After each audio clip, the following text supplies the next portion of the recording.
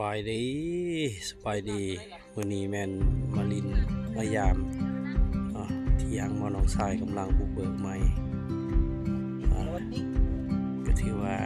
เพิ่นกำลังบุกเบิกปัจจุบันนี่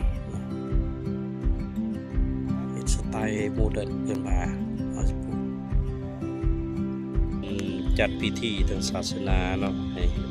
ปลูกเขื่อนคำให้คูณ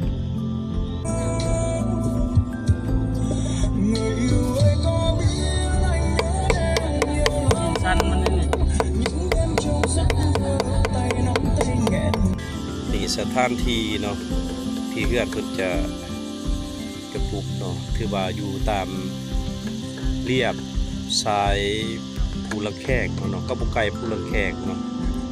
ดินเพิ่นประมาณอยู่2-3 หลักประมาณนั้นที่ว่าเพิ่นกำลังปักฝังเนาะปัจจุบันนะมาเด้อ FC ทั้งหลายมาเด้อมากินข้าวเยือนน้องชายร่วมปักหลังเริ่มใหม่